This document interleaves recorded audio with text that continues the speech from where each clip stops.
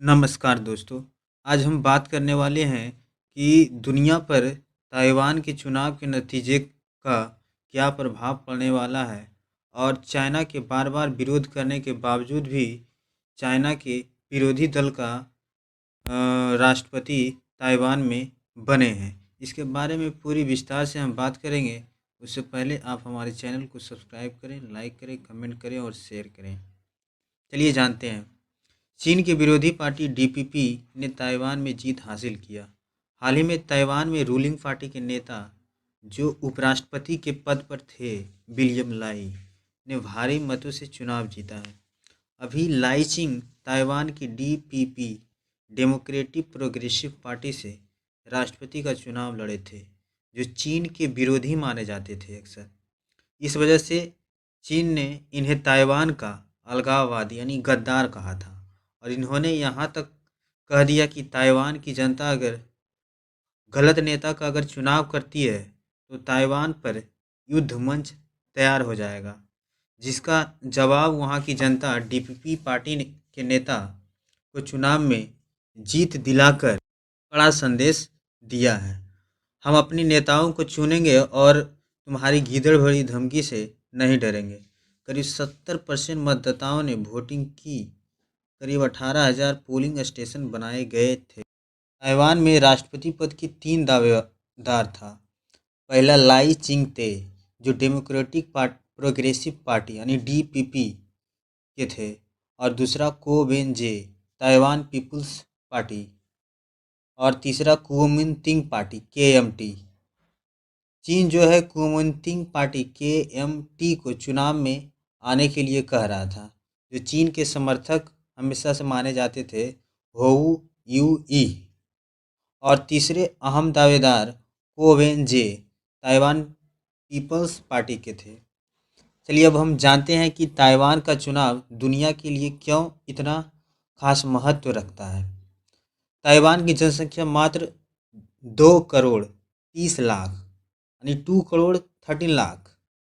इसके बाद भी चुनाव नतीजे का असर दुनिया पर देखने को मिलता है और इसका क्षेत्रफल मात्र और मात्र 36,193 वर्ग किलोमीटर है और वह पूरी दुनिया का 90% से ज़्यादा सेमीकंडक्टर यानी सेमीकंडक्टर कह सकते हैं अर्धचालक सिलिकॉन जर्मेनियम का सप्लाई करता है, जिससे कि यह सेमीकंडक्टर से कई प्रकार के इलेक्ट्रॉनिक्स गैजेट बनाए जाते हैं। एग्जाम्पल के तौर पर जैसे कि हो गया आपका लैपटॉप हो गया, कार हो गया, वॉशिंग मशीन हो गया, और स्मार्टफोन में जो चिप लगा होता है वो सेमीकंडक्टर के ही बनाए जाते हैं।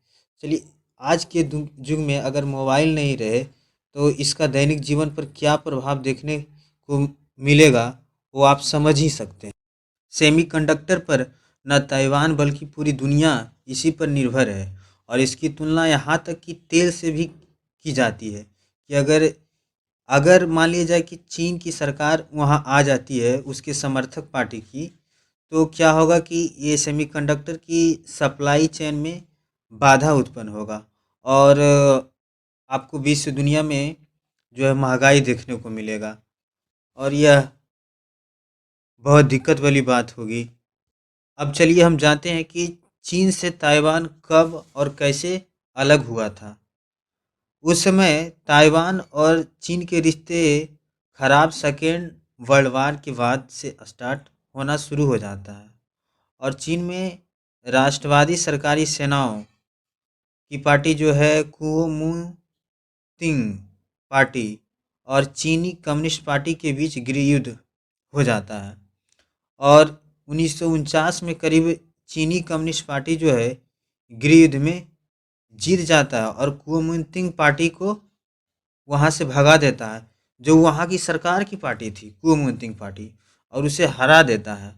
और वहाँ और आपका हो गया माओ से तुंग जो है चीन की राजधानी बीजिंग पर अधिकार कर लेता है और कुओमिंतांग पार्टी की नेता जो है भागकर ताइवान द्वीप पर चले जाते हैं और अभी हाल ही में कुओमिंतांग पार्टी जो है ताइवान में विपक्षी दल के रूप में था और यही पार्टी को चाइना जो है सपोर्ट कर रहा था, लेकिन हुआ कुछ उल्टा। अब चलिए हम जानते हैं कि ताइवान को जो है करीब करीब 14 देश ही जो है देश के रूप में मान्यता देता है। और बाकी मान्यता इसे देश के रूप में नहीं देता है। और चाइना इसे खुद अपना ही ज़मीन समझता है। और यहाँ तक कि अमेरिका जो है ताइवान को इतना सपोर्ट करने के बावजूद भी इसे स्वतंत्र देश का दर्जा नहीं देता है। और अभी जो है चीन के विरोधी पार्टी की सरकार वहाँ पर आई है। इससे आगे के समय में क्या होगा वो समय ही बताएगा। अगर वहाँ पर चीन के विरोधी पार्टी की सरकार अगर रहती है तो ये तो भारत के लिए अच्छी बात है। और हम ज़्यादातर सेमीकंडक्टर जो है ताइवान से ही मंगाते हैं। अगर वहाँ पर चाइना की समर्थक पार्टी की सरकार अगर रह जाती है तो हमें सेमीकंडक्टर की सप्लाई चेन में दिक्कत का सामना करना पड़ेगा। Thank you.